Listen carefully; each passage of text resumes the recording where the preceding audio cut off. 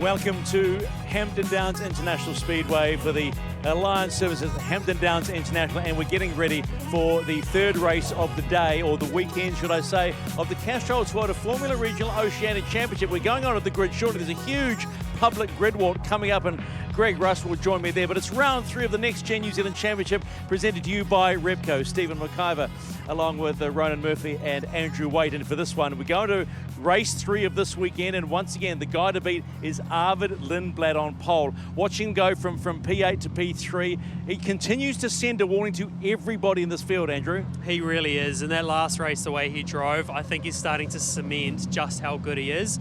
And I think it's even more so the fact that he started out round 1, he didn't quite have the pace that he wanted, and just the way he's worked at what he's done and built the pace has been impressive. So now I think we've just started seeing the beginning of what Arvid Lindblad has really got. Ronan on the front row with him is Zach Schooler. Now, Zach Schooler, you would have to say, no one knew Zach Schooler was a Kiwi living in Dubai until he came here. Boy, is he one consistent race that I'm sure a lot of teams are looking at. Yeah, I think I was saying it to you yesterday, Stephen. Like, where has he come from? It's amazing. You know, he's just doing such a good job, and I'm sure, you know, out there will be some people around the world that are, you know, that tune into the series every year that will be keeping a real close eye on him, and he'll be one to watch in the future going forward in the higher categories. And just to pick up on that as well, I've already heard people say that there's teams overseas already saying, hey, we want him. What do we got to do to be able to get Zach Schooler on our team? So that shows that this category is working to be able to take these drivers onto the world stage to prove how good they really are. Well, they're taking themselves onto the grid. So let's take Ronan's hot lap of Hampton Downs.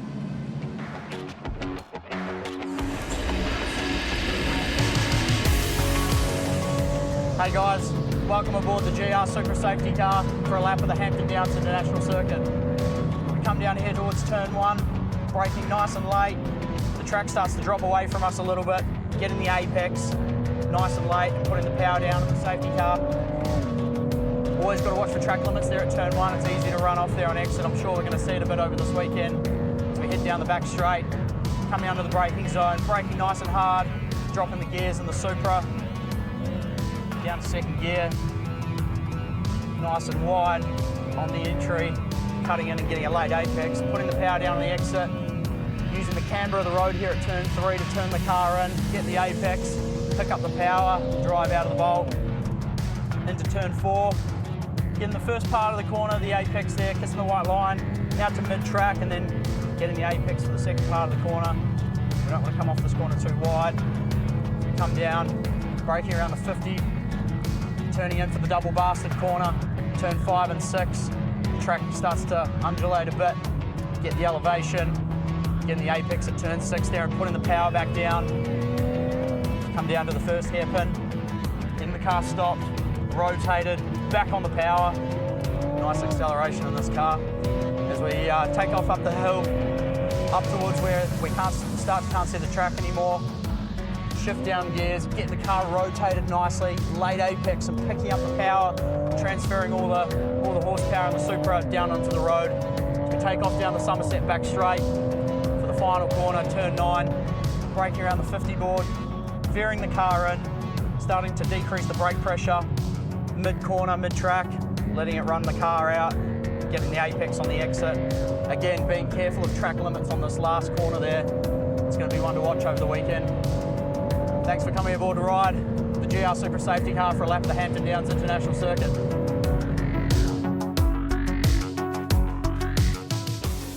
Great stuff from Ronan Murphy, taking us around the track. Now, talking of the track, if you are here at Hampton Downs, why not head down to the grid walk and see if you can get close up to what are several of the superstars of the future of Formula One. And if you're watching on TV, come to another event and do the same. So we've got 3 more events after this, and you've got a chance to do it all again. You know, we've been talking about this young man, Lindblad, and of course, Arvid Lindblad. Talk about pressure. Let me just give you some facts for a second. Yes, he's here to get super license points. I think, and I believe, and that's me, I think he's got 28 points. And if he gets first, second, or third, he will have the acquired 40 points that he needs to go racing in Formula One in 25. He'd still be a 17-year-old, so he'd need a dispensation, but it does bode well. But think about this. There are currently 15 Red Bull drivers in the Red Bull camp. That's the biggest in Formula One. And that excludes the 4, Max Verstappen, Liam Lawson, Yuki Tsunoda, and Isaac Hadjar, who are already in the 4 seats. So talk about a busy schedule of trying to get your name out there and be noticed. Well, Arvid is doing it here in New Zealand. He's picked well. He's come here to get his points. And Andrew, those stats are frightening, aren't they? They really are. It's something that is quite interesting with that many drivers amongst the Red Bull camp. But at the same time, you talk about wanting to get noticed.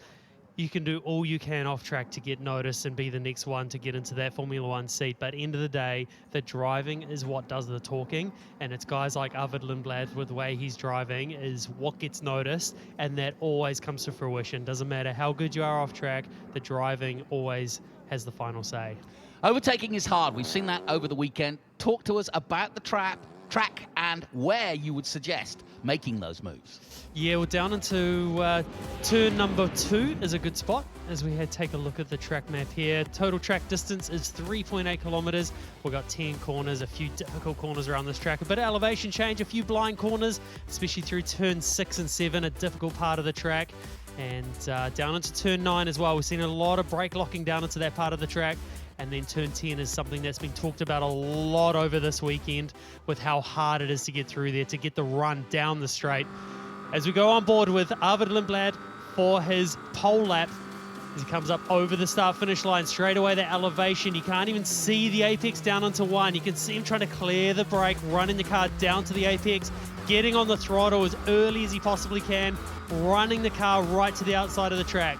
And then down here, you're pulling gears up to 5th gear, 6th gear, as late as you possibly can on the brakes, getting the car stopped, looking down to the apex, rotating the car hard on the throttle, getting back to the right-hand side, braking, clearing the brake nice and early because there's some good camber through that corner, then back on the throttle, awkward through here. You can't quite see where you need to be next. Push the car a little wide, and then from here, it's full throttle all the way on the exit, up to the double B. Over here, again, it's blind. You can't see where you need to be. Look at the bumps. We know Arvid's talked about this a bit over the weekend. Bang, down hard on the bump, on the exit.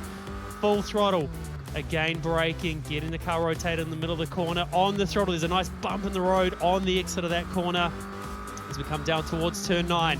At this point, you're really focusing on the exit. Tiny little lock up, then hard on the throttle, using the road on the exit. As he pulls gears, he'll be looking at his shift lights, getting the absolute maximum out of it. As we come down into the last corner, you can see how late he is into there. Car looking really stable and good on the entry through that part of the corner. And then on the throttle, up over the main straight. His dash will be looking good at this point. It'll be showing some green numbers, which means pole position. And that is a lap with Arvid Lindblad.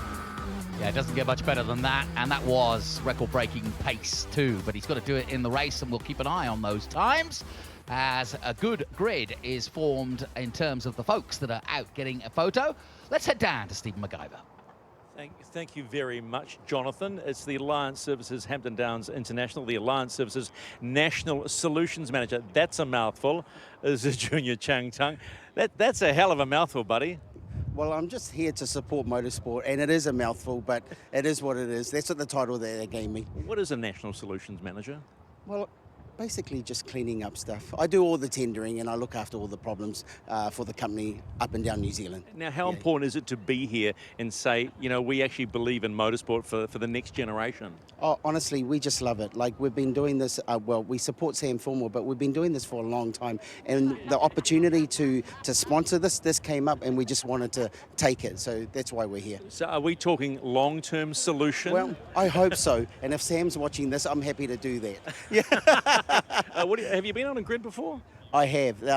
This is probably my second time. I was down in Cromwell, and I was here before probably a few years ago. So hopefully this is something we'll keep on doing. Well, from all of us, Next Generation, thanks for your support. Love it. Yeah, no problem. Thank you very much. Yeah, you're more than welcome. Alliance Services Hampton Downs International. Rusty, a Next Generation star, I think. Yeah, we do, and it's really good to note that the great work that Toyota have done with the Castrol Toyota Regional Formula Oceania Championship over more than 20 years has been about unearthing stars of the future in Formula One, but it goes beyond Formula One for Toyota. This is Zeal Jones, second youngest ever podium finisher in the history of the New Zealand Rally Championship. And you had a really cool opportunity late last year to potentially pitch yourself in the World Championship with their kind of assessment and support. Tell us about this program and where it took you and what you did. Yeah, exactly. I was really fortunate to be a part of the Toyota GAZOO Racing WRC Challenge program. We got invited over to Japan last year in October. We were able to progress through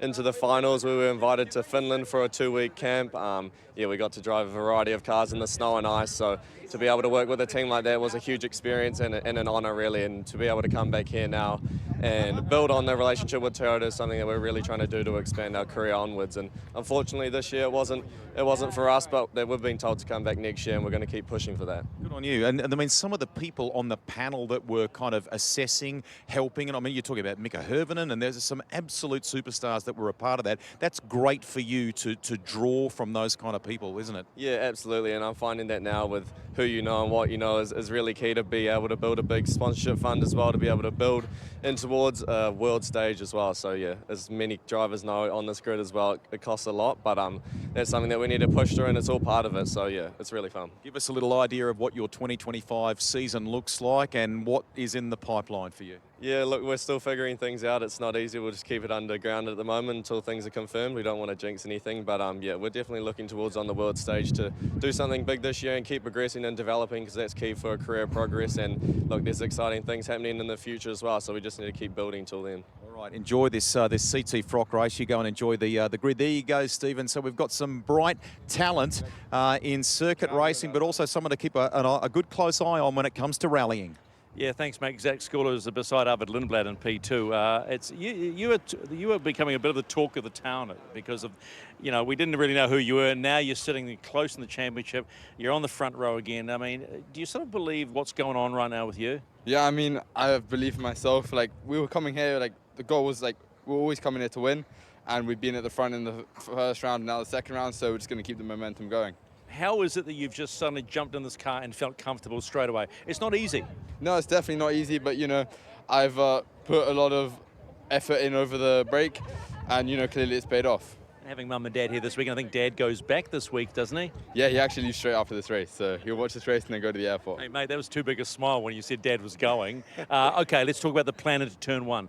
You've got Arvid beside you. You went from P8 to P3. He's the form horse. How do you get him? I mean, hopefully get a better launch than yesterday and just see how the race pans out. Can't really plan for a race. Hey, can I just say something? The last person that kept doing this with their hair, right, was Liam Lawson, and he's now in F1.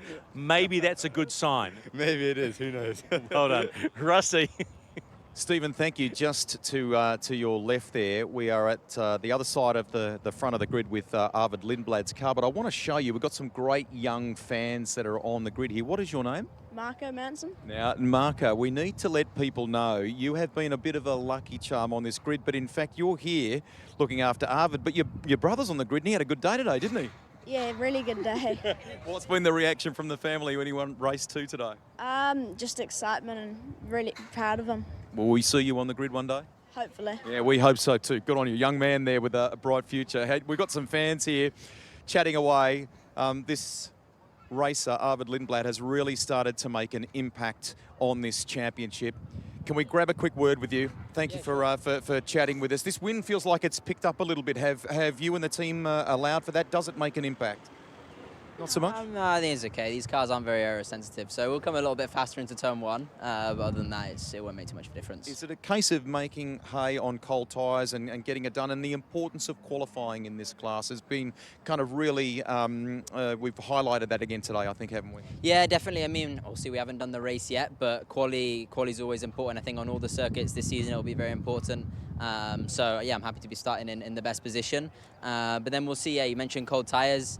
Normally we have a lap to the grid and then sort of very quickly onto the formation lap, whereas here we'll have sort of quite a bit of a break, so the tyres will cool. So it will be a bit sketchy on lap 1. So yeah, something to manage, but then should be okay from there. Okay, final one for you. What about reaction back home in the UK? I mean, great story that we had in the broadcast last week that's been warmly received on socials. Are you getting lots of interest in what you're doing down here in New Zealand ahead of the Formula 2 season? Yeah, definitely. It's a very well-known championship across the world. So to be having good results here is really important, and I'm really happy. So that's being, and I'm happy it's being noticed at home as well. Good on you. There's Arvid Lindblad. Let's go back to Stephen. Thank you. Thank you, Josh Pearson. We've been watching you, and your practices are good, and then your quality's good. How do you convert this into a win? Yeah, it's tough. I think the key is going to be a good start off the line here, which has been one of my kind of struggle points here. The standing starts are not, something I'm used to from America, so I've had to really kind of get used to that and dropping the clutch very aggressively, which is not something that I typically do. So. Oh, come on. Yeah. Races always drop the clutch. Yeah, so that's been a struggle, but I think definitely getting a good jump off the line here, and then I think the first laps are really key here, especially with how bad the air wash has been and with all the drivers complaining. It's really going to be about, an aggressive first lap and really making those moves stick early. Have you been surprised at how competitive this is, or did you expect this? No, I knew the series would be competitive. When I initially had signed and then people started, they started releasing all the names and who was doing it, it's a really, really strong list of individuals. So, yeah, I knew it was going to be competitive from the start. Good luck, bud. Thank you very much. We'll go across the course and Nikita Johnson, who we talked to in the last week. Excuse me, madam. Having a good time? Yeah, having a great time, aren't we? Walking the grid. I'm having a great time, excuse me. Hey, Nikita, we talked to you in the last race. Now you're in a good position here. What are we?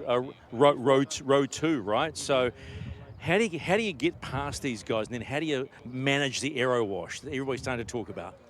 Yeah, it's very hard to get past on this track. I think the biggest passing opportunities on lap 1 are going to be turn 1 and turn 2. We're going to have to see what other opportunities happen throughout the lap, because you never know what the guys in front will do. And then you just have to be smart with the air wash. You have to choose your battles. You have to go figure out if you want to go push at the beginning or the end, when you want tires. So I think that's going to be a big role in this race, because we have 5 more laps than any of the other ones. Am I right, GB3 this year? Yes, sir. Yeah, looking forward to that? Very much so. You know a guy called Louis Foster? Yes, sir, I do. Good luck today, mate. And you got to be brave. Yes, I do. All right, thanks, mate. Good luck. Thank you. Rusty. I'm back here on the third row of the grid with the reigning New Zealand Grand Prix winner first. Sean Rashid is limbering up. We're going to come to him in a minute, but firstly to you, Liam Skeets. Hey, it's been a competitive field, this. You've had the chance, even in assisting some of these drivers, to just look at this through a different set of eyes. What observations have you made about it this year? No, the competition is stiff this year. I wish I was out amongst it. But yeah, it's really good to see, Will and Arvid here, the Red Bull drivers, and but yeah, it's stiff, and I don't know how I'd go. I'd like to back myself, but yeah, it's cool to see good drivers. Before we have a word to Sean, what you guys were talking a little bit before there. What were you chatting about? Oh, just nothing serious, just relaxed, just taking it and enjoying it. But no, he's going to do the business. Nothing more needs to be said, so we'll be good. Cool. Final one. What about your 2025 season? What can we expect to follow? Yeah, it's very up in the air at the moment, but looking to do Indy next over in the USA. At the minute, I'm raising the funding, working hard at that. So yeah, we'll see, but that's the goal, that's the plan in place. We hope that happens for you. Very professional, very fast young man, and got a really cool stat as a New Zealand Grand Prix winner. Did that at Highlands last year. Sean, what do we walk me through? What do you do in this final sort of warm up before you jump in the car? Well, it's a little different for me. I've never actually done like such a long grid walk before, so I kind of usually get limbered up and kind of zoned in. So yeah, I spent a little bit talking to people and chilling out with Liam. He's a good guy. Yeah. But then I just like to kind of keep so I don't get tight and kind of stay connected with my body and stay zoned in. So that's just kind of stretching out just to get ready. Nice. Right beside you is a guy called Will Brown, who last year won the Supercars Championship in Australia. How much sort of noise is made about Supercars in America, and how aware were you of him coming into this series? Well, first of all, he's a great guy. I've had a conversation with him. He's really down to earth. But to be honest, I've never heard of him. Okay. He came up. Now you have. Yeah, definitely. I can see he definitely has a massive buzz around him around here. Obviously, Australian here take V8 Supercars very seriously, and I've heard of it, but I just don't really keep up with it, to be honest. But I think it just goes to show, like, him hopping in these cars and doing as well as he does just shows how competitive that championship and the caliber of drivers they have. I'll probably be watching after this and supporting well. Good stuff. Hey, little thought about the race ahead for you. We're third row here. We've just been talking with Liam about the caliber of competition this year. How are you going to approach this one, and how are you feeling at this point? We're at the end, basically, of the second round of the series now. Yeah, well, I think, the competition is definitely very strong this year, but you kind of have to go into the mindset of, like, keeping all that out of your head. Everyone just is on equal terms when you're out here racing. So I won't treat anything really differently than I normally do. Just go out, hit my marks, get a good start, get a good jump off the line, and be aggressive into turn 1 and turn 2. And then hopefully I can gain some spots there, because once you kind of, it's really difficult to pass here. A lot of really long corners, and the aero wash is pretty severe in these cars. So it's going to be all about the start, jumping some spots, and then just trying to stay clean in the aero wash. Nice to chat. Thank you very much. Thank you very much for your time. Appreciate He it, guys. sounds chilled, doesn't he? And he's ready to go racing. Stephen, to you. There's nothing more chill than standing in an umbrella, and it's Matthias Dagazetta's, well, I'll call him his handler. He's a big bloody handler too, looking after him. Matthias P2 in the feature race last weekend. Since then, you struggled a little bit, do you think? Yeah, well, it's been a tough weekend. I think, yeah, we struggled to get the things going this weekend. Nothing really went our way, but still one more race to go. The feature race is a long race, so I will try my best to go forwards. Going to be hard to get forward, or do you think you can get forward? No, it's very complicated. It's very difficult to overtake. I managed to overtake a little bit in race 2, but yeah, we will see. It's everything to do with the start. Temperatures are going to be quite low, so yeah, need to push a lot. Mate, it feels safe with the muscle, though. Big muscle, huh? All right, let's go across to Sebastian Manson, who got his first one. I hope he hasn't. Has he put his lid on? Ah, you see, I was trying to get him before he put his lid on. Well, I'll just stick it under his mush. Sebastian 2-6 over here. Again, congratulations on that win before, buddy. Different position this time, so what's the plan? To be fair, not a huge amount of plan. I'm going to be quite aggressive off the start. Hope for something to happen up front and make as many positions possible at the start, and then try to go from there. How much are you still buzzing after that first win? A little bit, but yeah, you just got to move on. Next race is next race. Are you still competing for Dad for placings and wins? Dad picked up a P2 in the last race. Are you going to brag about the P1 tonight? Yeah, to be fair, I've got bragging rights on the way home. Excellent. Good luck, mate. All right. Russ, you've got someone that we haven't spied a lot, but is very, very noticeable. We were chuffed to have a legend with us last week in Taupo, and he stuck around for another week. He flies out at 10 o'clock tonight. We're talking about Roberto Moreno, who famously was with his great friend Nelson Piquet on the podium in 1990 in Japan. 2 Benettons, 2 Brazilians, really cool yarn. Went on to win races in Champ Car, and you are here continuing your association with Kiwi Motorsport and helping to tutor and mentor some drivers, aren't you? Indeed, I've been working with them for 2 years. I love Gary and Tina, and we're here again. They brought me back here. I was supposed to come here last year. I had some surgery, wasn't able to. Now I'm here. It brings me old memories from '82 when we won the Tasman Championship here with Formula Atlantics. It was great to drive Gary's car at Taupo, the Formula Atlantic car. So I'm just glad to be here. And it's amazing, in such a small island, you have so much racing. This is unique around the world. And I can see why Toyota puts a lot of effort behind this championship.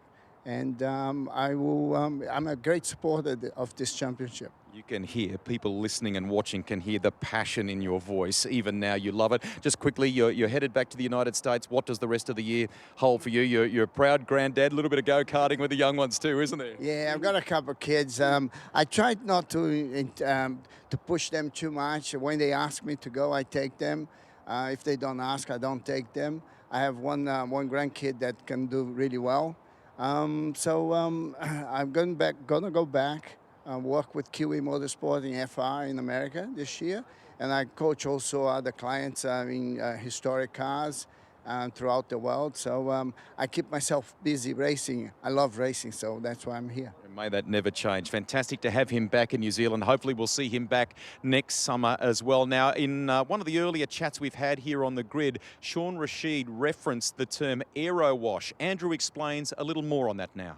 One thing you'll hear us talk a lot about over the weekend is aero wash. What is aero wash? It's when you're behind another car, the car isn't pressed to the ground quite as hard as you'd otherwise like. Because when you're on your own, you've got the rear wing, you've got the floor, you've got the front wing. What all that's doing is that is pushing the car to the ground nice and hard, and that puts even more load on these tires to give you more grip. That is what it's all about, getting as much grip as you can out of the car. But the problem is, when you're following another car, you can see the aero off this car, and the way this wing is, all that air goes straight up over the top. All the air that comes through this part of the car, it becomes dirty, it becomes turbulent, and then the car behind doesn't get pushed to the ground quite as hard. And so when you're going through the last corner where the guys are struggling with that aero wash, this car here, it's going to get understeer because this wing here isn't getting pressed to the ground as hard as you'd like. So that's why they're not able to get the run that they'd like onto the main straight. And then that's why the guys behind are pushing just so hard. You can see them moving around because these wings aren't working quite as hard as you'd like if they were on their own. Thank you, Andrew. I suppose one man sitting back in the paddock here or on the grid is Michael Shinnow, a regular visitor here last year. Aero wash, we've been talking about it. A pain in the backside, hard to deal with. Yeah, it's very hard to overtake here. You know, unless the guy in front makes a mistake, the best chance is probably to get your competitors on the start. Michael, I just noticed before you put your helmet on, now you were flowing some really cool looking locks there before, great long hair. Now you've cut them all off. What's happened? Did you lose a bet or something? No, it's just that I knew this weekend was going to be hot and I thought a fresh start would help me quite a bit. Oh, I like the attitude. Good luck, my friend. Rusty. We're literally just one spot across the grid from you, 5th row. We're with Patrick Hoitzenroder, who was in the thick of that eye-catching battle with Arvid Lindblad earlier today in race 2. Firstly, how are you feeling ahead of this one? Yeah, feeling pretty good. Obviously, I raced pretty well at Taupo and earlier today, so hopefully get some overtakes done and move forward on the grid. What about the season so far in this class and what you need to do between, we're at the end of round 2 now, we've got another 3 big weeks coming up, how you plan to tackle that? Yeah, well, Taupo I gelled really well with the car, got my head around the track really quickly, had a bit of bad luck in qualifying but still executed reasonably well. And then coming here, hasn't quite executed in quali to be honest, not quite to my standards, but hopefully from now on just execute quali because as we've seen it's very hard to race in these cars. Final one before we let you go. You're working with David Brabham. He's in your corner, and in that coaching sense, perhaps even a little broader, just making sure that the mind is right, the attitude is right, and so on. How has he helped across the weekend here at Hampton Downs? Yeah, it's all mindset really. We've had the car in a decent window. It's just trying to work with the car, work with the team around me, and David's obviously done that a lot in his years of racing, so he's got great insights into that. Thanks for chatting with us. There he is, Patrick Hoitzenroder from Australia. Let's go to a fast Kiwi now. Yeah, good to have another Kiwi on the grid too. Alex Crosby in the Castrol car. Mate, it's proving a challenge for you. Where does the challenge lie in this race? The challenge is moving forward with these tyres, and it's going to be a long race, but hopefully we can make a few spots. Definitely want to make some improvements with myself. Find some more speed in the car would be great. Are you finding this series challenging already into the second round? Yeah, it's definitely proving to be quite a bit more challenging than the previous season, but we're making improvements slowly. Just hope I can do more. Good, well, mate. That's Alex Crosby in the Castrol car. Rusty? Stephen, we're going to commence our build-up to the race start here. It's been wonderful to kind of walk our way along the bulk of the grid. We're going to head back toward the front of it now. So what have we got? Sunday afternoon. This is the feature race for the Castrol Toyota Formula Regional Oceania Championship.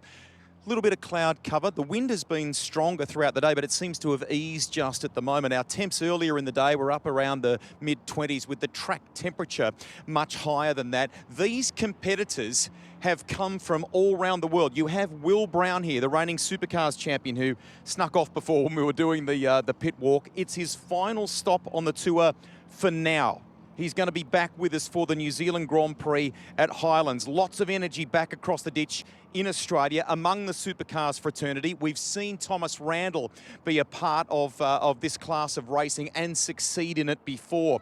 We go back to those that perhaps have aspirations of IndyCar. We have a bright young star, and I've used that term a couple of times, but he genuinely is part of the Red Bull Junior program. He's been brought here to deliver, to ensure that he can secure the maximum points that he needs from a driving and a licence perspective to ensure that he can take to the wheel of a Formula One car. Arvid Lindblad will race in Formula 2 this season, but if you think this is going to be a lay-down misère, he may well be moving into kind of favourite status for this championship. This will not be easy for him.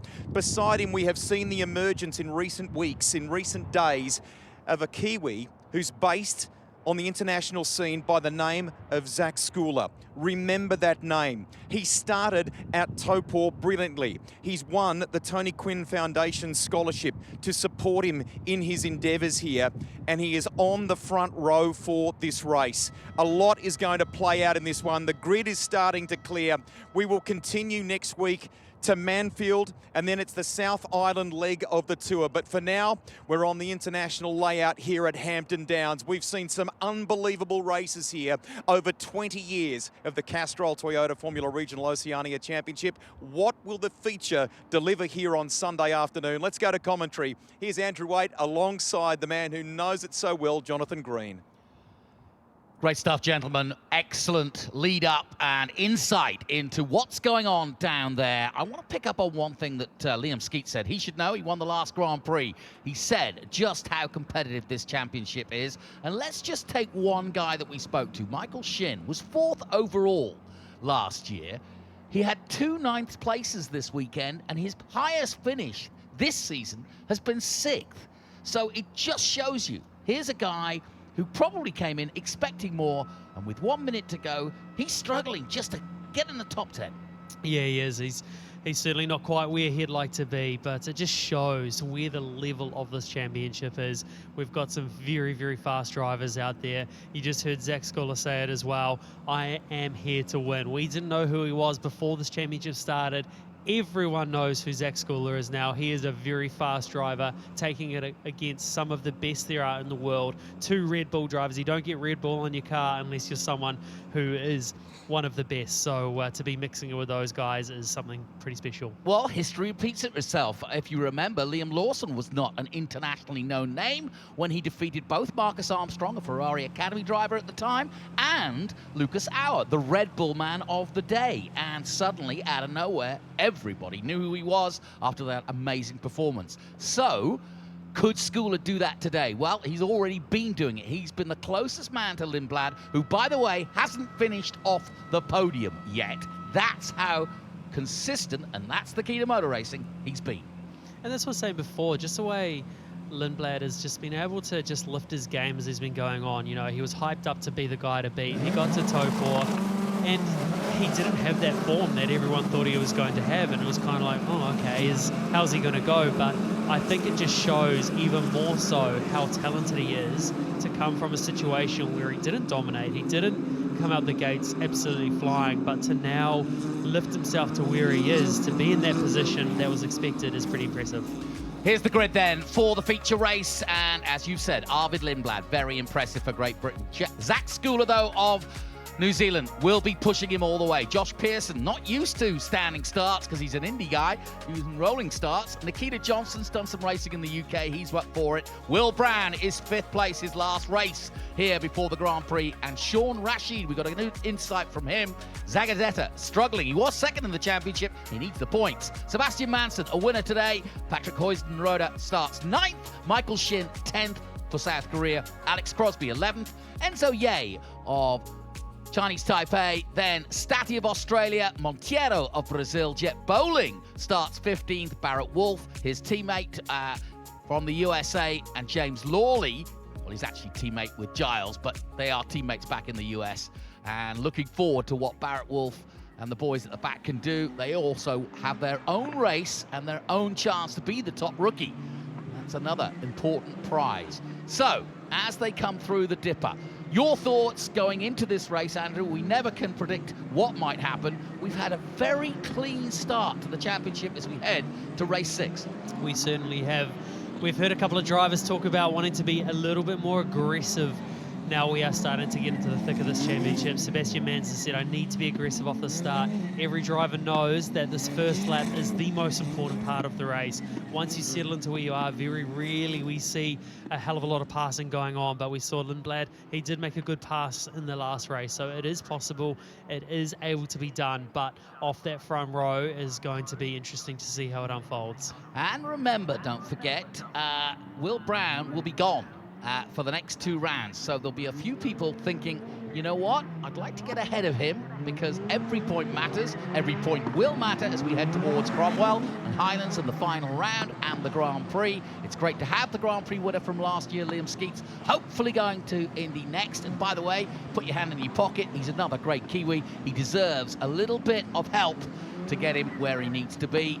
And he's just another one of the great Kiwis. But can the one on the grid, the one sat next to Arvid Lindblad, do the business here at home at Hampton Downs?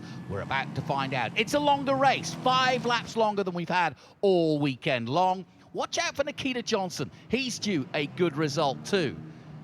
It is the quiet before the storm of racing about to get underway. The breeze is up, the cloud cover nice and cool. There shouldn't be too much tyre wear over the longer race.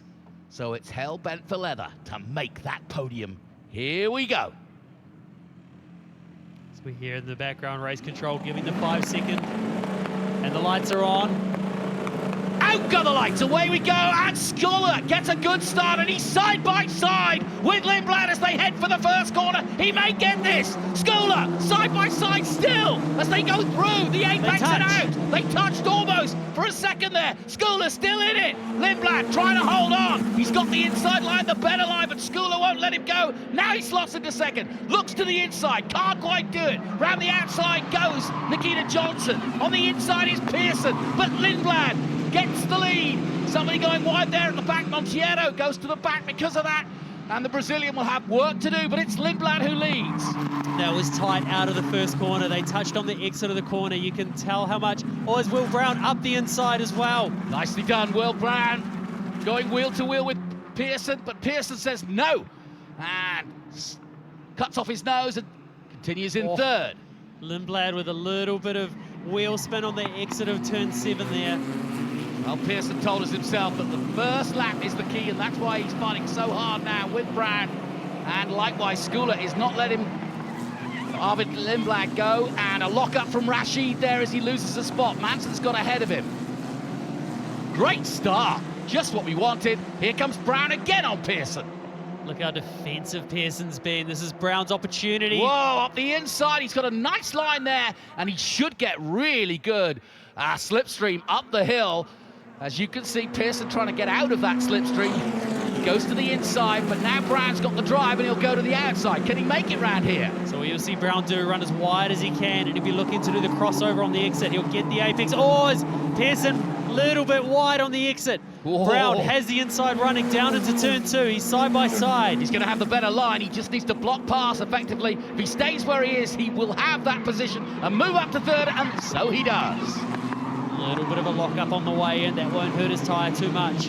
Nikita Johnson didn't get a very good start either. He's moved back a little bit. Yeah, and the man moving is Mateus Zagazeta, who is in 6th place, and he's pushing hard now on Nikita Johnson. Also moving forward, Jet Bowling makes up a place, as does Sebastian Manson, who's up to 8th. Sort of a bit of a repeat so far of what we saw in the last round with how fast Will Brown is in this last race. He seems to be able to really get on top of the car and make the most of it when he gets to this race. But great job by him so far, moving up into 3rd position. He'll be eyes forward, chasing down the 2 in front now. Patrick Huizenrode also going well in 7th position. Here he is, coming through the dipper in the all red. And behind him, Sebastian Manson, winner of the last race, race 2. And it was great to see his younger brother on the grid. Not looking after bigger brother after the championship leader. I like it. So that's better from Zagazeta, the man from Peru. We've hardly ever heard of a racing driver from Peru. I can't think of one. And it's quite unique. And he's got a whole bunch of Peruvian sponsors on the car. So they are watching very closely indeed all the way down in South America. He did mention he can't believe how many racetracks there are in New Zealand. Yeah. He loves it here, loves the racing. Obviously, this round hasn't been kind to him so far. Nothing's gone his way, but he's certainly on a bit of redemption this time round, sitting in 6th position. Yeah, growing up in Lima, he said there was only one kart track, and he'd have to go to America to learn his craft, and that's what he did. He's also raced in Britain and continues to do so, so he is definitely one of the most experienced drivers out there, and I still think his true form is yet to show. So Lindblad has half a second. Let's have a look at how the start got off. It was nice and clean, and Schooler almost did it. Watch this. Yeah, let's just have a look on the outside of that front row. You can see there, Schooler got a good launch. Wasn't quite enough, but at this point here, just as Lindblad just got on the power, they just touched at that point there. But they both knew it was so important to get on the throttle as early as possible, as whoever was going to make it into turn 2 first was going to be the one that had the easier run for the rest of the race. Here comes Brown again. Will Brown side by side with Pearson. Just a slight lock-up, but that's all it took. And away he went. Nicely done. And so that's your top 3. Lindblad, Schooler and Brown. Pearson 4th, Nikita 5th, and Mateus Zagazeta in 6th. Starting to spread out a little bit. 3 of the 23 gone. Long way to go, 20 laps around Hampton, and physical. That double B corner, you saw it on the onboard lap there. It really does rattle your teeth, doesn't it? It's a very, very tough corner. Just throws the steering out of your hand. And this longer race, 23 laps, it is physical for these guys to be able to hold on. As Will Brown fakes to the inside, and he got exactly what he wanted done there. What happened was, you would see Schooler there, he actually moved to the inside as soon as he saw Will Brown fake inwards, and that's what Will was hoping for him to do. So now he knows that Schooler is looking in his mirror, trying to defend that position, and this is exactly what Lindblad wants at the same time, because now that gap will open up a bit more, but the pressure is now starting to mount on Lindblad. Yeah, no question about it, and Will Brown warming himself up for a nice Ferrari run at the 12 hours back in Australia. He'll be heading back tonight. Looking forward to that. Spoke to him earlier in the day. The other thing for Will here, he needs to try and get this move done earlier rather than later, as even though that gap has just opened up, Schooler seems really good through the double B corner there and then down into turn 8. He's actually closed that gap up a bit, but then from this part of the track, this is where Will Brown seems to have the pace to be able to close that gap back up again. So again, there's strengths and weaknesses, the way the cars are set up. Some cars might have a bit more aero on the car, they might have a bit more downforce dialed in, so that means they're better through the high-speed stuff like turn 5, 6, 7 and 8. But then other parts of the track, if you do that, it sounds like, well, why don't you just put more aero on the car and run a lot of aerodynamics and be fast around all the corners? But what that does, it creates that bit more drag, so it makes it harder to pass at the end of the straight. And then in the straight, that's where you do all the passing. So it's a real balancing act of when you want to be doing that. So then, we're looking at the times coming down, and first sector to Arvin Lindblad, fastest sector of 16.3. He's trying to edge out a gap. At the moment, it's 0.6. He's got a 10th more than he had before on Schooler, but that's not something that will satisfy him just yet. He'll want more. Coming up to double B again. See, it's this part of the track here as we're talking about. See, Will Brown starts closing in, and Schooler starts losing ground on Lindblad. So, oh, you can see there, Schooler, he's working the car hard, a little bit sideways on the exit. It's quite a hard corner. You finally get on the exit of the double B there. You've got to quickly get the car back to the other side of the track. I've said it before, but given the experience of the 2 Red Bull drivers he's sandwiched between, he's really impressive. I love his racing style. He's aggressive but smooth at the same time, if that's possible.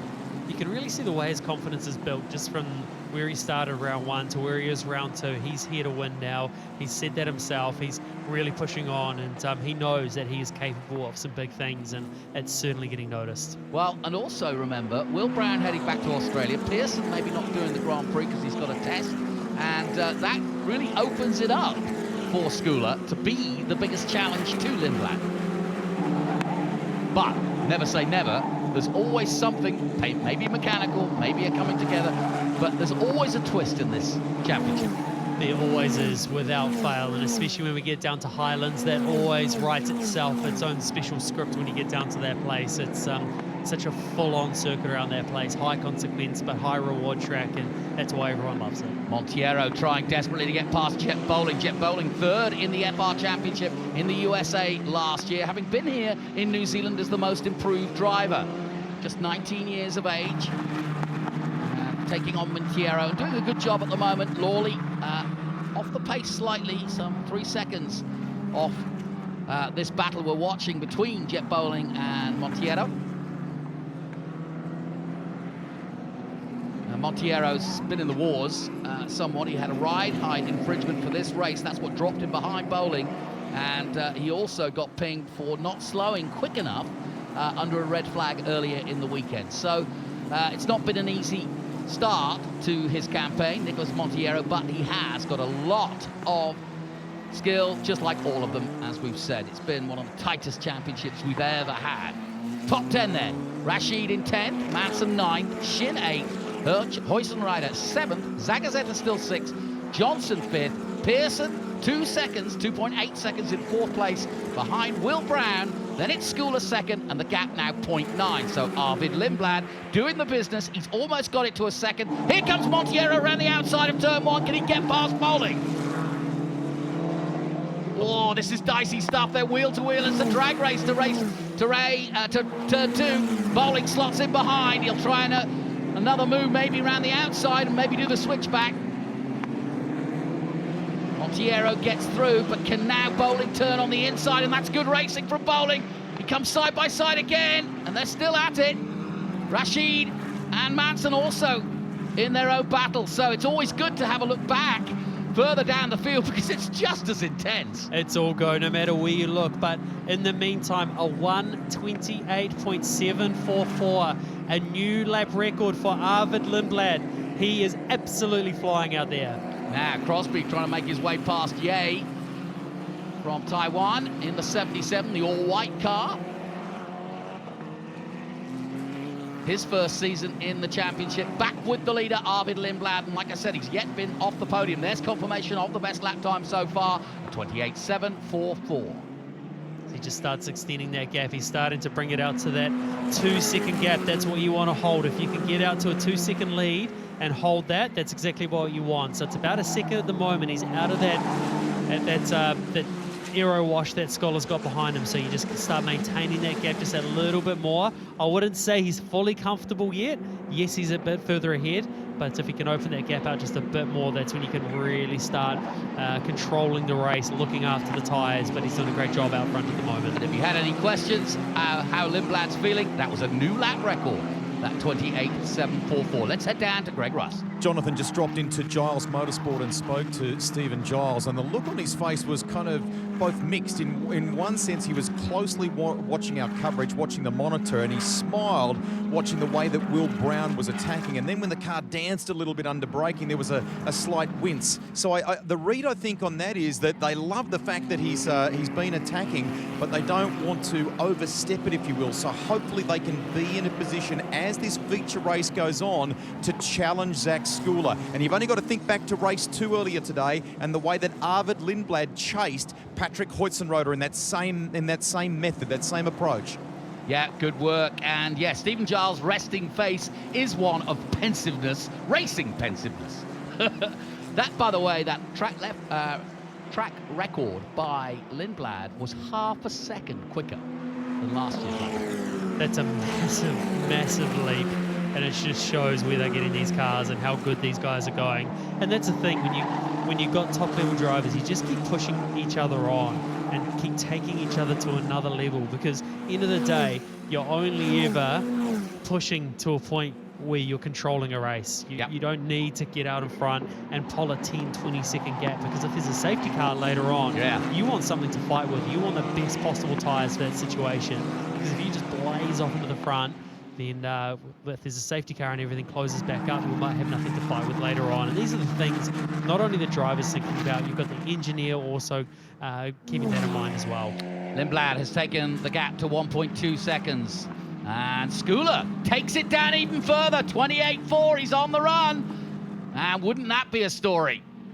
So Schooler trying to drop Will Brown and is dropping the times. It was 1.2, we'll see what it is when they cross the line again, but that's really impressive by Zach Schooler. Lives in the UAE, his parents, Deborah, and his dad here coming this weekend. And an ex-racer himself, his dad. And we've been hearing the story of he and Quinn on that rally, the Tiger Rally, a few years ago. And obviously Zach's therefore grown up being inspired. Let's have a look at Lindblad in action here. There's the bouncing over the curves coming out of double B. Look at that little slide, but nice reactions how he grabs it. Yeah, so look at this point here. So this is what I'm talking about with the bumps. Look right there. See the way as he turned in, as he went over the bumps, it actually completely threw the steering to an opposite lock. So that pushes him away from the curb. So that's how hard these drivers are fighting. As they're turning the wheel into that corner, they don't want the car to bounce back the other way, but it's just so hard to get those cars through that corner. It is just so physical. Even there, you can see the way, the feedback in the steering. They are working these cars so hard, and you've got to think how heavy these cars are to get through the corners. You're fighting at the same time. Ha! How about this? Will Brands says anything you can do, 128.469. Another best lap time. It's like a game of tennis at the moment. It certainly is. But again, that just goes back to what I'm saying about how hard these drivers are pushing each other on. Right there, you can see the way the car bounces, snaps the car into an oversteer as they're trying to fight the steering. They've got that aero wash that we were talking about earlier on as well. There's so many elements to this race. Yes, it looks like they're just sort of following each other around, but at the same time, you can see a lock up there. These three drivers out in front are pushing each other so hard, and it shows with how much these lap records keep getting lower. Over half a second faster than we've ever seen before. Wouldn't it be special if Will Brown could take the lap record, which he has right now, back to Australia with him? He said in the press conference last night that he made the mistake of talking about IndyCar back in Australia once, and everybody started writing that he was planning on going to Indy, which he isn't, but he just sort of said, Will Brown spins! Just as we say that, commentator's blight, we're bigging him up, and he turns right. That's the knife edge they were on. That is a classic example just to show how on edge these drivers are. All it took was the rear end to just snap just a little bit. So if we have a look at the onboard once again, the rear end just got away from him right there. And at that point, he is sideways from that point. He's doing everything he can to correct. You've got to remember there's that massive tailwind down into turn one. So that's not helping. So you've got that tailwind plus the aero wash from the car in front. Tiny mistake, but again, that just shows how hard these drivers are pushing. When you've got a supercars champion making a mistake like that, these guys are on a very high level, and it just, you know, that's very rare from Will to see those sort of mistakes. But And by the way, the level of skill it took not to go completely round. He was going downhill. You mentioned the tailwind. He's now flat spotted all four tyres. He's still going strong. He's knocked it sat down, and what an amazing turnaround of events in such a short time, just as we're picking him up, just as he got the lap record. That's motor racing, folks. It's gone in an instant. That's it, and the best way to describe what those three drivers out front are doing, they are dancing on a razor blade. Yeah. That is how hard they are pushing on. They're doing everything they can to get the absolute maximum out of these cars. A tiny little mistake at turn one and a rounding then. Now, I don't know him that well, Will Brown, but in the last couple of weeks I've got to know him, and flat spot tyres, he'll keep going. He will press on. He will want to redeem this. He will be wanting to come through the field as quickly as he possibly can. We're asking at this point, how many laps? Do I have a chance to redeem myself and come back through? Yes, he does. I'll tell you what, I cannot wait to see him now pressure these guys in front to try come back through. You know Shane Van Gisbergen, a good friend of his, is going to be watching on. And Shane, on this very track, back in the Grand Prix, did it from the back. I asked him if he talked to Shane about it, and he said, no, I haven't. But he's certainly channeling him now, because he's down in 8th position. He's behind Michael Shin, but he's really not that far off. He's done an amazing half pirouette, flat spot of the tyres, and he's still out there, and he's still ahead. Just there's Skula chasing Limbaugh. The gap still 1.2 seconds, by the way, between the leaders, but you can see they've dropped Pearson, who's now 3.2 seconds off the lead. And from the drone, you can see the gap physically. Wow, that just blew my head. Yeah, processing that a lot. It's not often you see those sort of mistakes, but as I said, as you stand here from the commentary position, you can see the way the flags are going. So you've got that tailwind from here pushing you up over the straight. So you don't have as much air as you'd otherwise like going over the wings. So it just light in the rear end of the car, slight bit of locking in the rear. It's all it takes, and it's easy done. You know, I made a comment that Will Brown was going back to Australia, and people like Nikita Johnson will be thinking, I don't have to worry about him. But now he really doesn't. He's just gone ahead of him in the championship, with Brown still out there. Yeah, it's certainly a tight championship at the moment. We may be only on round 2 of 5, but these are the things that you're already thinking about as a driver. As Will Brown has a little bit of look to the inside, shows his nose, puts his car in the mirrors of Johnson there. That's actually, sorry, I've done that before. That's Shin in the 23, Michael Shin of South Korea. And yeah, I've made those cars very similar indeed. But Michael Shin is handy himself around this track, so Will Brown's going to struggle to get past, and then he's got Huizenrode, Zagazeta and Nikita actually in 4th position, but it's Nikita now 3rd in the championship after that little spin and mistake by Brown. I say a mistake, it was the slightest, and I think you're right. I think that tailwind had a factor to do with it. It definitely had a little bit of a factor to it, but and Will's one of those kind of racers. He's a hard racer. He won't blame anything else, but No. you know what happened to himself out there. It's but at the same time, respect for being out there, doing it, and pushing on as hard as he is to be having a good crack at it, getting those race miles up. 13 of the 23 laps gone. Andrew, what does the car feel like as you get into the race more and more?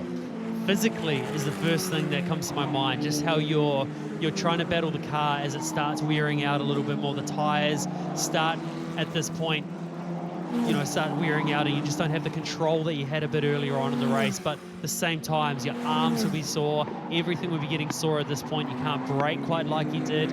You got to look after the rear tires a little bit more. This is where the physical side of it really starts coming into it.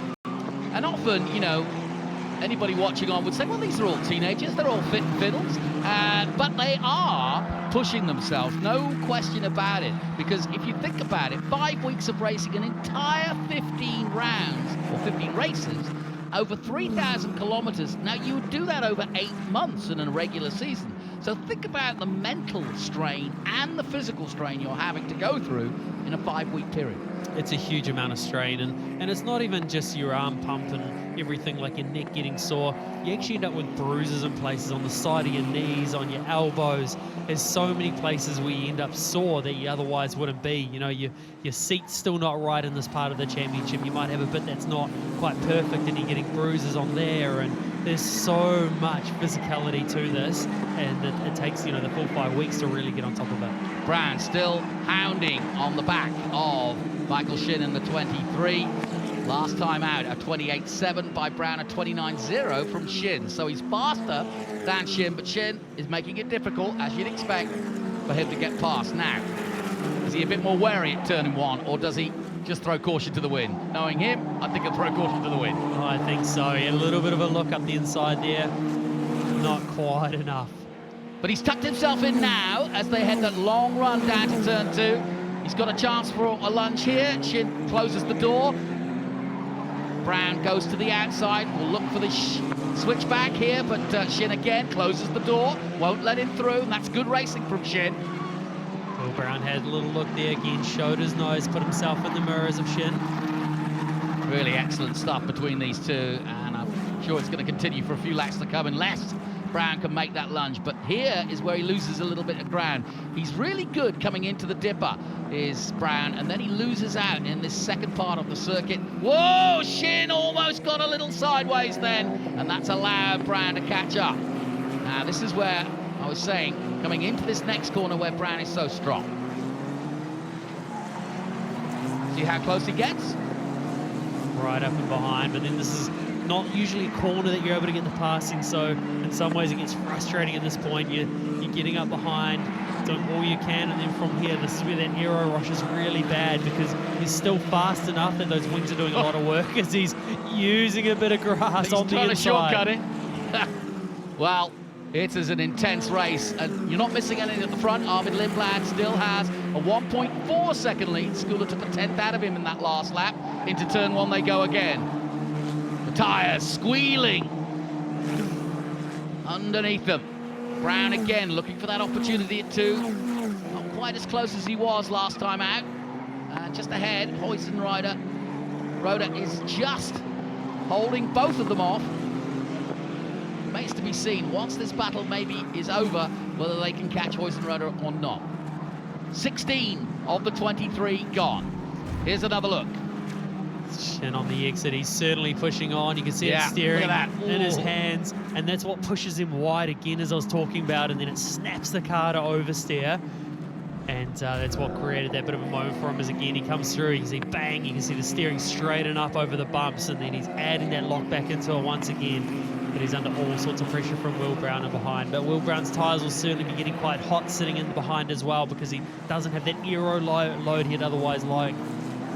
Yeah, Brown just has an ease going through the Porsche Dipper to be able to catch right up with Shin. But Shin is pushing on, and you can see both of them are catching the Aussie, that is Patrick Poisenroder. Look at the inputs. It's easier to see with the white gloves that Brown's wearing. Every moment is a movement of the hand. People think that racing these single-seater cars is smooth, and it looks smooth on the TV. Watch the hands and you realize the input is what? Maybe 100 and 150 times. You're moving your hands just slightly every other corner. Yeah, it's just brutal when you get behind these cars. A couple of times over the years, I've gone from a GT car back into a single-seater, and it nearly feels like the suspension's been locked out. Like there's nothing home as Will Brown has another little look up the inside. It's just they're so stiff that you feel every single little bump through the steering. It's just every input is so precise that you need because of the way that the cars are set up. It's just completely different to anything else you drive. Do drivers change the way they drive the car steering-wise? Like, is it tighter sometimes or looser? Some prefer it different ways?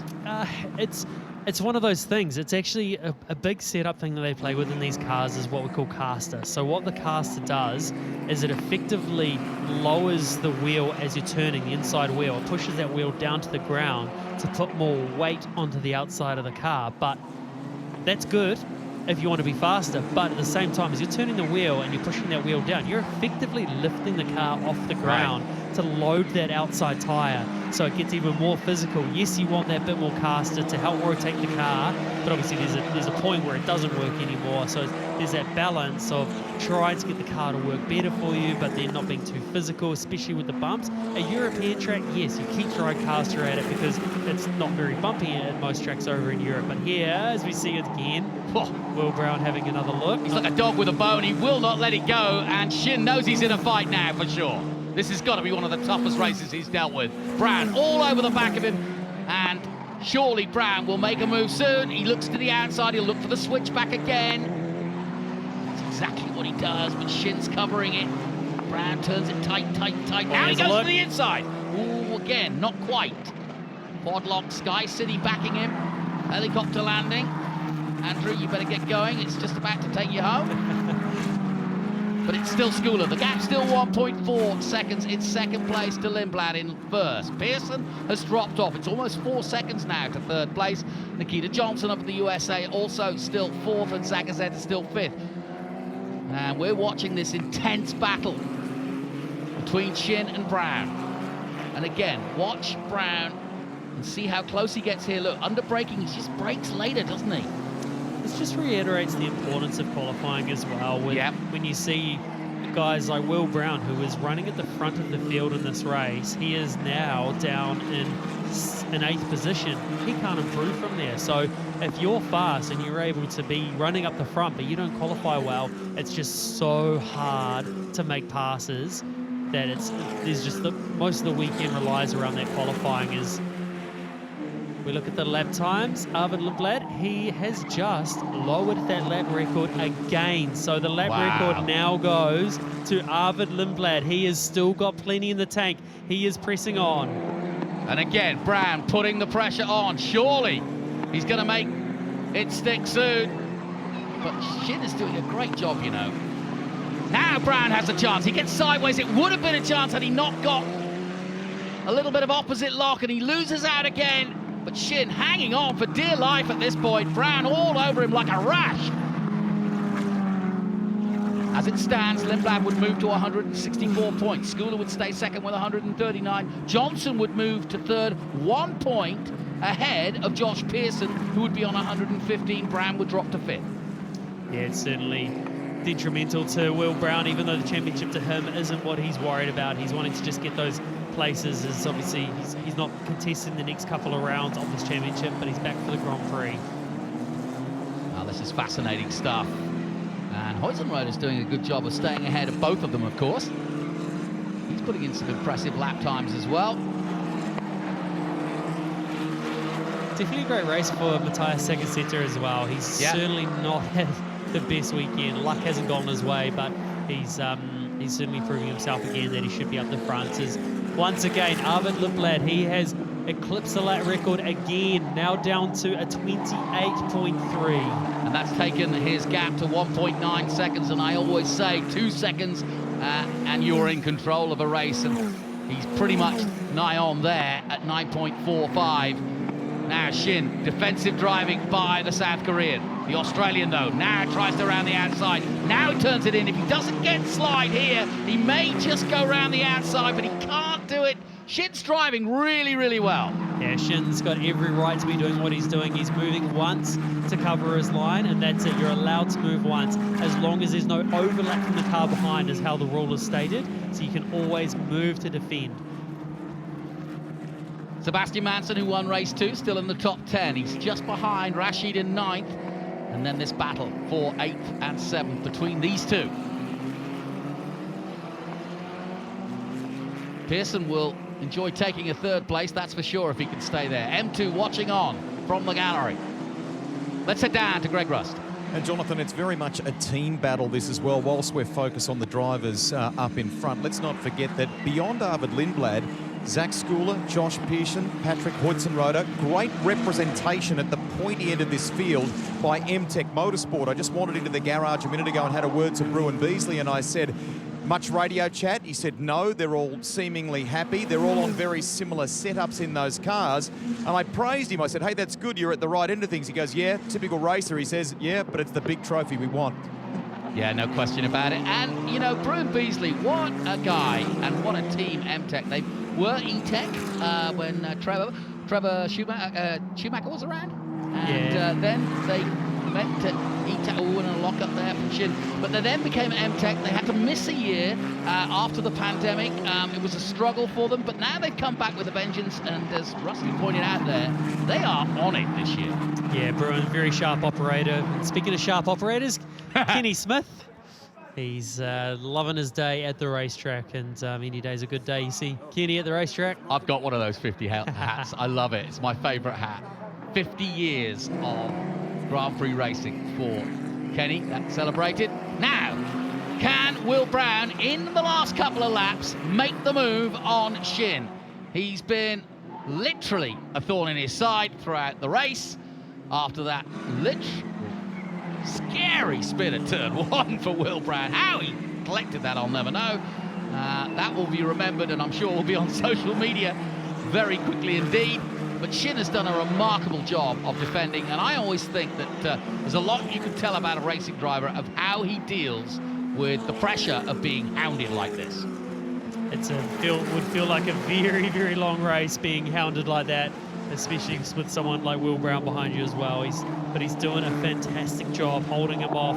And I tell you what, these laps feel like they last forever when you're under this amount of pressure. Here we go again. Shin, good move.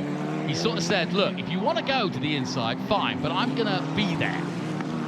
And this is where Brown's best opportunity is. But again, Shin sticks to the middle of the road and says, no, you're going to have to go the long way round, mate. And of course, again, Brown has to slot back in.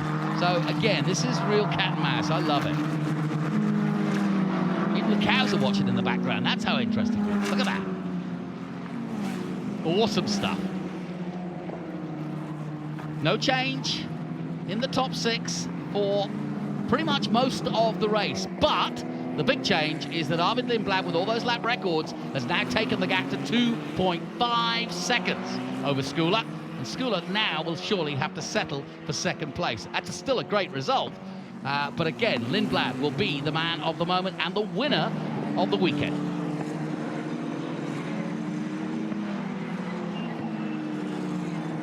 Well, he's got one more chance. Here comes Lindblad.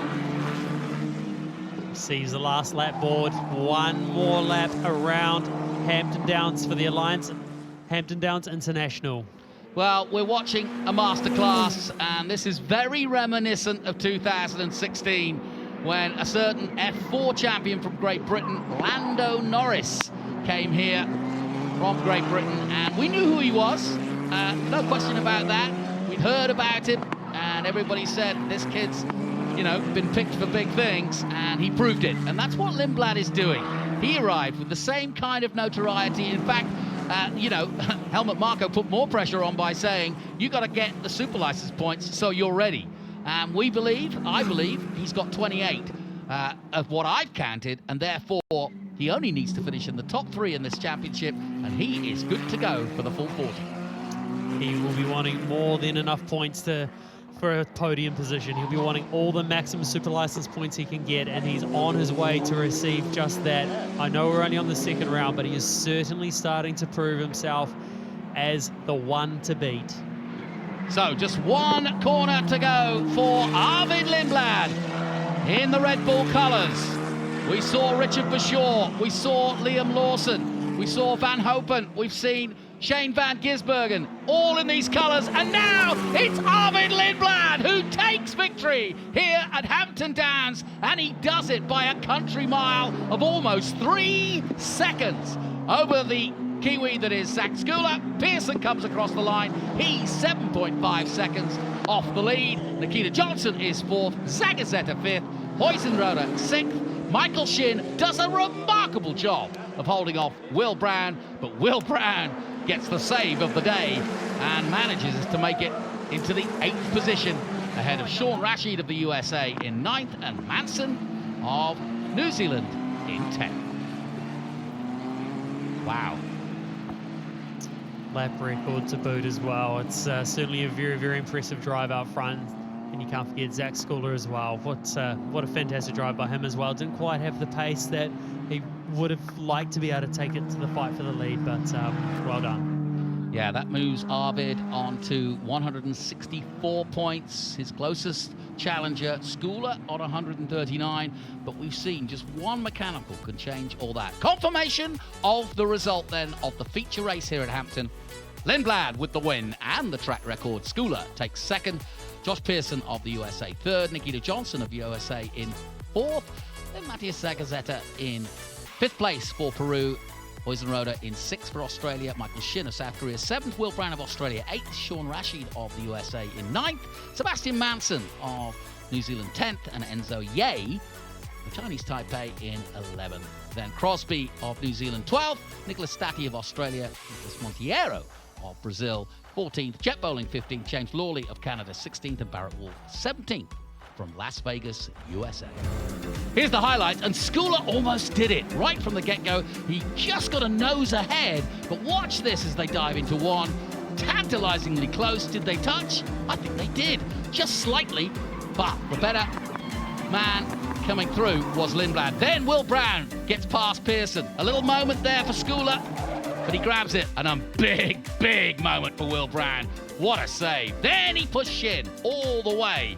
Shin, you could see the pressure he was dealing with, keeping the car in the right place and also in a defensive place. It's never easy to drive fast and defensively at the same time. Lindblad, well, he was in a world of his own.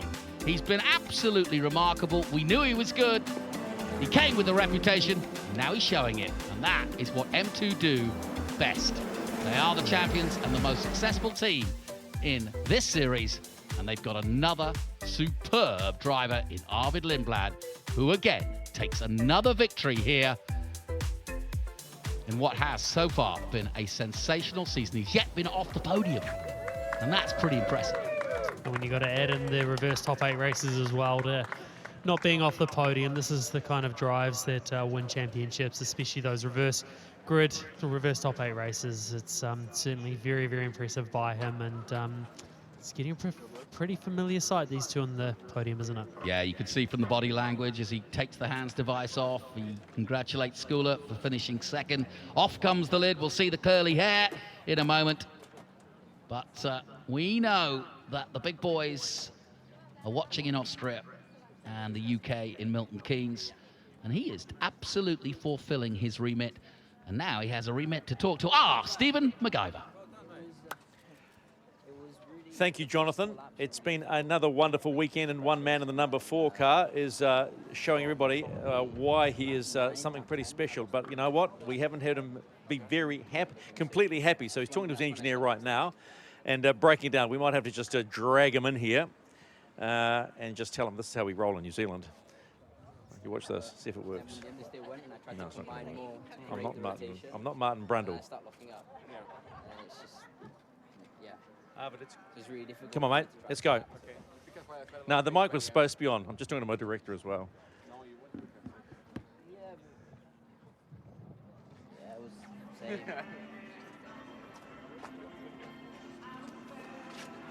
Well, we talk about drives. Let me ask you this question. Give me an honest answer. Are you happy in the car? Because that was a beautiful drive. Yeah, it was. The start was a bit difficult. It was a bit hairy in turn one. But then, yeah, the first couple of laps weren't easy. But then, yeah, sort of settled down into the rhythm and started extending the gap. And then, yeah, it was nice to drive. The second half still wasn't super easy. I mean, Zach was constantly putting me under pressure. He wasn't super close, but I knew that if I made a mistake, he would be right there. So I still had to stay fully focused until the end. Was there a touch at turn one? I don't think so. I think it was okay. You're starting to rack up the trophies. You won the Denny Holm Trophy. Denny Holm, of course, a former champion. Now, this weekend, the Dorothy Smith Memorial Trophy. And her son, Kenny Smith, was a bit of a legend around here. So it's a pretty important time. Is history important to you as a young man going forward? I think it's nice, but to be honest, I'm just here to win races. And obviously, it's nice to get such a prestigious award and trophy. But no, like I said, I'm here to win races, and the history's just a bonus. Laser focus. I've heard all about it. Congratulations. Beautiful drive today. Thank you. All right, P2, Zach Schooler. Well, I'll ask you the question. Was there any touch in turn one? No, I'd say it was pretty clean, to be honest. Tried to go around the outside, nearly made it stick, but just wasn't really alongside enough. How long did you think you could hang in there and try and push him? Just the first 2 laps?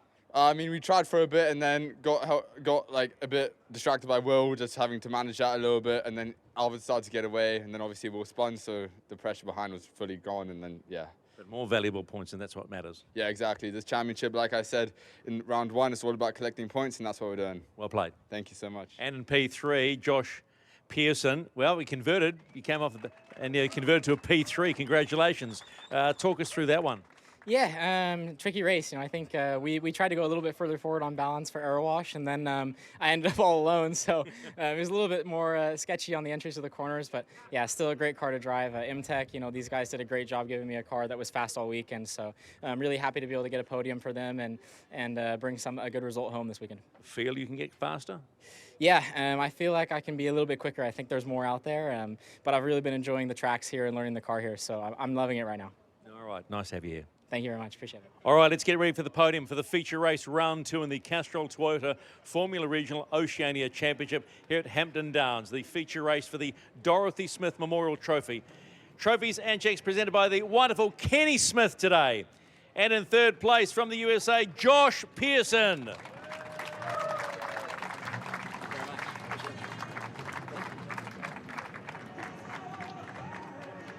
In second position out of New Zealand, far away of Dubai, Zach Schooler.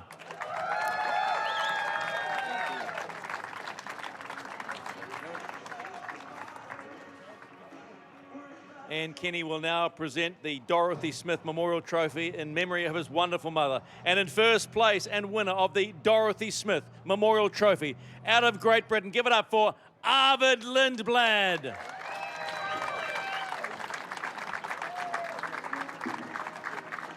And that is your official podium for the feature race round 2 in the Castrol Toyota Formula Regional Oceania Championship.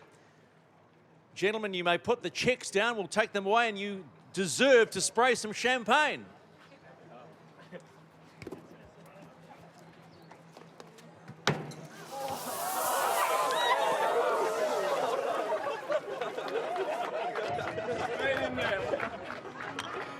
Well, Arvid Lindblad knows exactly how to do that. What a way to take the team out, literally, with the champagne. Well done. But there you go. Lindblad moves on. 164 now. He has over the rookie, remember. That is Zach Schooler on 139. Nikita Johnson moves to third. Josh Pearson still in the hunt. And look at this, just 1 point between those two. Will Brown will be fifth, and he'll be back for the Grand Prix. Zagazzetta is far from out of it. Look at that, sixth place on 104, and Huizenroder. So we've got an almighty championship, folks, because it only needs one mistake by any of the top 8, and the championship will change drastically. Further down, Crosby on 48. Jet Bowling in 13th position on 41, so there's some movement to be had. Also, those in 10th through 17th. let's head down to Stephen and the boys to wrap it all up. Thank you, Jonathan. It's been a cracking week here in the Alliance Services Hampton Down International. I've got to say, right from the get-go, barring this, give me the Next-Gen Mazda Series every week and Mac Templeton going 3 wide and splitting it to win. It's pretty cool. We're having a fantastic time when we're calling that one. It was some fantastic racing, and that kind of set us up for the day, really. The racing in the Somerset GT was just awesome. That race this morning, we didn't know which way to look. It was so good, and what a weekend. Rome, the Bridgestone GR86's Hugo Allen, late dive twice, and more importantly, stays at the top of the table. Yeah, he was very crafty and certainly showed signs of someone who's, thinking about a championship and trying to fight his way forward. He obviously didn't have a great qualifying, but he more than made amends for that with how he drove in those races, always moving forward, staying out of trouble. Can we talk about this kid called Cameron Hill? Has hardly raced tin tops coming out of karting, and I've got to say, 2 performances I went, oh, hang on, everybody just look over their shoulder a bit. He's really starting to get noticed, isn't he? With how he drove in that last race to take the win, he's very, very fast. You don't often come into a championship like this and come out with a race win in the main race at the end of the day. So very, very impressive by him. And what do we say about this? Look at this, fans getting a photo with Arvid Lindblad, outright leader in the championship. What do you say? It gets better and better every time he hops in the car. Yeah, he seems pretty unstoppable at the moment, but in saying that, Zach Schooler was really impressive in that race as well. His pace, him and Arvid were trading fastest laps there for a bit. Will Brown was also, right up there as well. He had some seriously fast times, so it was cool to watch, really, really cool to watch, and it just showed how hard they were driving those cars. Before we go, can we just say how cool it's been to have Will Brown here in the Castrol Toyota Formula Regional Oceania Championship? All I can think for that one is respect for coming over here and being part of this championship. To put his reputation aside, to come here and be part of it is something that's been pretty special, and it certainly takes this championship to another level. To see drivers like that be part of it, it's very special. From another level to another area next week from Manfield, it's the Just Tanks Manfield International. We'll bring it all the best to you. Another round of the Castrol Toyota Formula Regional Oceania Championship. Should be another cracker. If you are in Manfield, get out there, get your tickets, because it just keeps buzzing. How good is this summer of motorsport right now? Bring it on. I feel like it's only just getting started. Sun's out, guns out. It's absolutely brilliant. Yeah, well, could you find some guns, please? We are done here from Hampton Downs International on behalf of all the team, including our good fellow and mate, Rusty. We're done. Just Tanks, Manfield International, next week, live on the Stuff Speed Hub. See you then.